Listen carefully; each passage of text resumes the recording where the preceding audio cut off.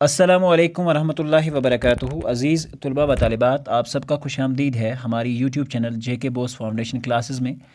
پیارے بچوں، آج ہم سبق نمبر 12 جماعت 8ویں اردو کرنے جا رہے ہیں، اور اس لیکچر میں ہم اس کے درسی سوالات جو ہیں وہ دیکھیں گے۔ آپ سب سے گزارش کی جاتی ہے کہ ویڈیو شروع کرنے سے پہلے ہماری چینل کو سبسکرائب کریں اور بیل آئیکن کو پریس کریں، ٹھیک ہے؟ اور ساتھ میں ہماری چینل کا لنک جو ہے اپنے دوستوں میں شیئر کریں تاکہ ان کو بھی چینل سے فائدہ حاصل ہو سکے۔ تو پیارے بچوں، بغیر وقت ضائع کیے آج کا ہم سبق شروع کرتے ہیں۔ درسی سوالات کے جوابات۔ سوال نمبر 1، بوڑھے نے مرتے وقت اپنے بیٹے کو کیا نصیحت کی؟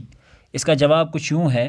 جواب: بوڑھے نے مرتے وقت اپنے بیٹے کو یہ نصیحت کی کہ آزمائے بغیر کسی کو اپنا دوست نہ بنانا، اور اپنے عزیزوں اور رشتہ داروں کو بھی کبھی کبھی آزمانا۔ آئی بات سمجھ؟ کیونکہ اس نے بیٹے کو یہ نصیحت کر کے رکھی تھی۔ سوال نمبر 2، سرکاری مخبر کو قتل کی واردات کا پتہ کیسے چلا؟ آئی بات سمجھ؟ جواب: سرکاری مخبر کو قتل کی واردات کا پتہ دوست کی بیوی کی زبانی چلا۔ آئی بات سمجھ؟ جب ان کے گھر آیا تو اس نے بیوی سے سارا راز نکلوا لیا۔ سوال نمبر 3، مخبر نے پولیس کو کیوں اطلاع دی؟ ٹھیک ہے؟ جواب: مخبر نے سرکاری جاسوس ہونے کی وجہ سے اور انعام پانے کی لالچ میں پولیس کو خبر دی۔ تو یہ ہوتا ہے ہمارا سوال نمبر 3۔ سوال نمبر 4، نوجوان نے قتل کا ڈھونگ کیوں رچایا تھا؟ آئی بات سمجھ بچوں؟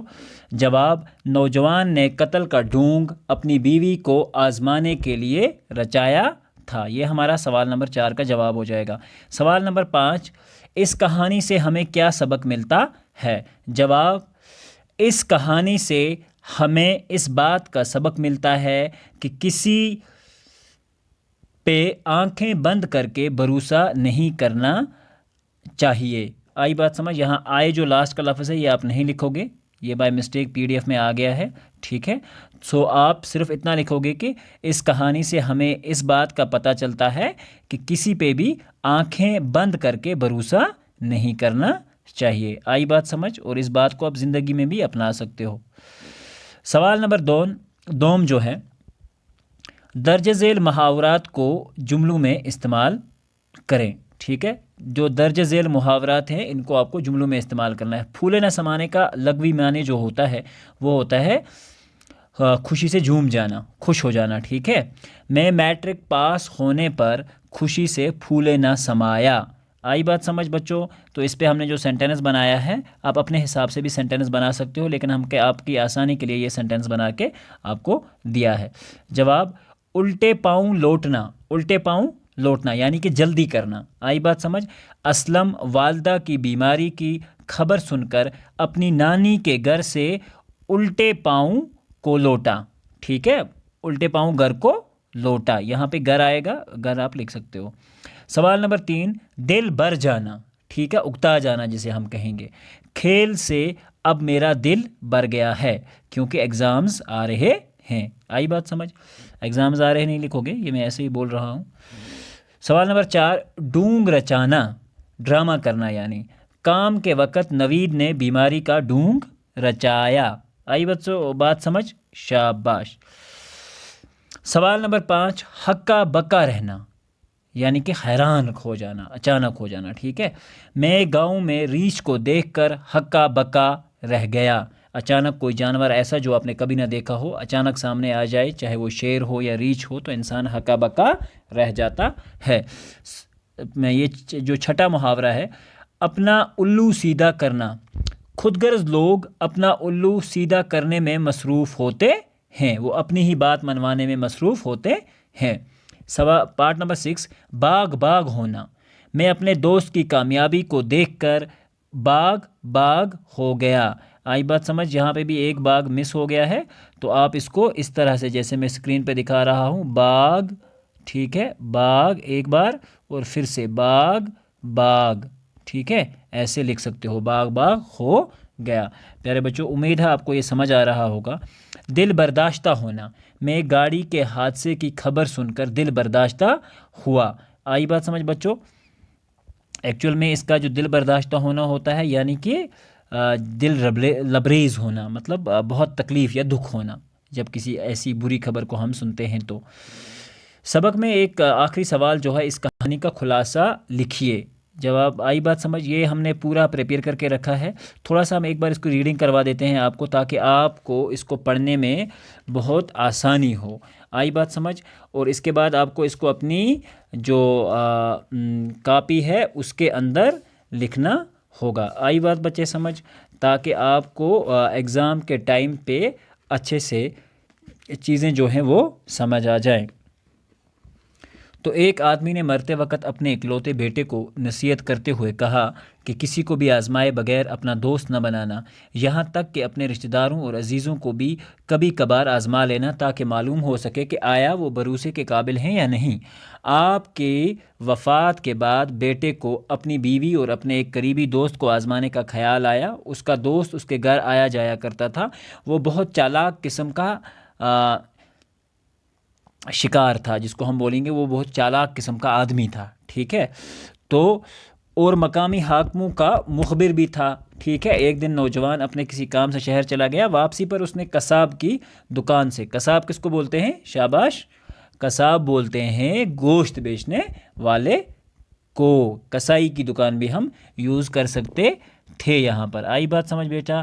آپ کو مجھے امید ہے کہ آپ کو یہ سمجھ اچھے سے آ رہا ہوگا، ٹھیک ہے؟ قصاب کی دکان سے بیڑ کی سری اور پائے یعنی کہ سر اور پاؤں لایا، اور اس نیت سے گھر کی طرف روانہ ہوا کہ آج وہ اپنے مرحوم باپ کی نصیحت پر عمل کرے گا۔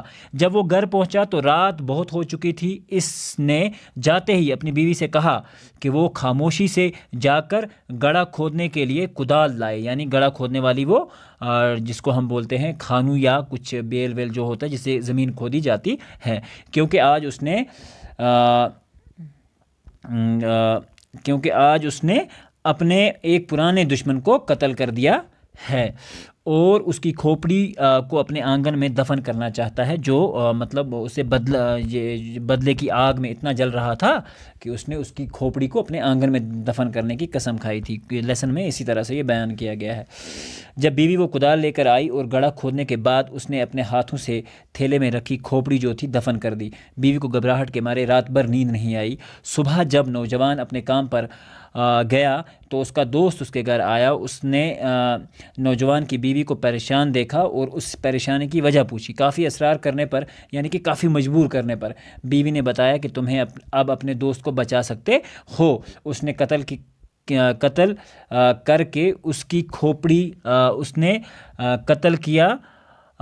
یہاں پہ بھی تھوڑا سا گرامیٹیکل مسٹیک ہے، اس نے قتل کر کے مقتول جو یہاں پہ آنا چاہیے تھا، لیکن مقتول ہم بھول گئے ہیں، تو آپ کو یاد رکھنا ہوگا قتل کر کے مقتول کی کھوپڑی آنگن میں دفن کی ہے۔ دوست نے نوجوان کی بیوی کو جھوٹی تسلی دی اور وہاں سے کھسکا۔ آئی بات سمجھ؟ جب وہ اس نے سنائی نا کہانی تو وہ جھوٹی موٹی تسلی دے کر وہاں سے نکل لیا۔ اتفاق سے انہی دنوں وہاں کسی شخص کا قتل ہوا تھا اور پولیس قتل کیس کی تفتیش کر رہی تھی، اور ادھر قاتل کے رشتہ داروں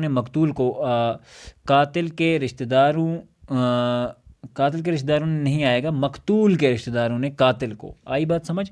جہاں قاتل لکھا ہے وہاں آپ مقتول لکھو گے، اور جہاں مقتول ہے وہاں آپ قاتل بولتے ہیں قتل کرنے والا، اور مقتول ہوتا ہے جس کا قتل کیا ہو۔ تو جہاں مقتول ہے وہاں آپ قاتل لگاؤ گے، اور جہاں قاتل ہے وہاں مقتول کو پکڑنے کے لیے نقد انعام کا اعلان کیا ہے، ٹھیک ہے؟ اسی کو اشتہاری ملزم کہا جاتا ہے۔ نوجوان کے دوست نے سوچا کہ یہ قتل اس کے دوست نے ہی کیا ہوگا، کہ اسی لالچ میں آ کر اس نے پولیس کے پاس دوست کے خلاف مخبری کی اور پولیس تھانے دار کو ساتھ لے کر نوجوان کے گھر کی طرف چلا۔ راستے میں اس نے دور سے اپنے دوست کو آتے دیکھا۔ اس نے تھانے دار کو کہا کہ یہی وہ قاتل ہے، اور خود چھپ کر وہاں سے نکل گیا۔ تھانے دار نوجوان کو پکڑ کر پولیس اسٹیشن لایا اور اسے قتل کے بارے میں پوچھ داچھ شروع کی، ٹھیک ہے؟ پوچھنا شروع کیا۔ نوجوان نے تھانے دار کو کہا کہ وہ اس کے ساتھ اس کے گھر چلے، جہاں وہ مقتول کا سر بھی پولیس کو دکھائے گا۔ وہ چالاک نوجوان تھا اور وہ اوزار بھی دکھائے گا جن سے قتل ہوا۔ تھانے دار قتل ہوا ہے۔ تھانے دار نوجوان کے ساتھ اس کے گھر پہنچا تو نوجوان اپنے آنگن میں گڑھے سے جو گڈھا اس نے کھودا تھا، ٹھیک ہے، سری اور پائے نکالے اور تھانے دار کو دکھاتے ہوئے کہا کہ یہی مقتول کا سر ہے۔ اور جہاں تک قتل کے آلات نہیں ہیں، یہاں حالات ہو گیا ہے، آلات ہے یہاں پہ، ٹھیک ہے، آلات مطلب قتل کرنے کے سامان، کلہاڑی وغیرہ جو بھی ہوتی ہے کا تعلق ہے، ان میں سے تو ایک تو اس کی بیوی ہے جسے آزمانے پر پرکھنے کے لیے ڈرامہ کیا گیا تھا، اور دوسرا اس کا دوست ہے جس کو بغیر آزمائے اس نے اپنا دوست سمجھ لیا تھا۔ تو یہاں تک اس لیسن کا جو ہے خلاصہ مکمل ہوتا ہے۔ امید کرتے ہیں کہ آپ کو یہ ویڈیو جو ہے پسند آئی ہوگی۔ آپ سے گزارش ہے کہ ہمارے چینل کو اپنے دوستوں میں شیئر کریں اور خود بھی سبسکرائب کریں اگر آپ کو اس سے فائدہ مل رہا ہے، اور ہمیں اپنی کمنٹ سے نوازیں تاکہ اگر ہمیں کوئی چینجز آپ چاہتے ہیں یا جس طرح سے آپ کو پڑھنا آسان لگے گا، ہم اسی انداز میں ویڈیو بنانے کی کوشش کریں گے۔ تو انشاءاللہ ملتے ہیں ایک نئے ویڈیو میں، جس میں انشاءاللہ ہم آپ کے لیے لائیں گے نیا جو ایک لیسن ہے ہمارا، ایک لڑکی کے اوپر لکھی ہوئی اختر شیروانی کی نظم۔ انشاءاللہ تب تک آپ جڑے رہیے۔ امید ہے آپ اپنی سوسائٹی اور باقی لوگوں کا خیال رکھ رہے ہوں گے۔ جب تک کے لیے اللہ حافظ و نگہبان۔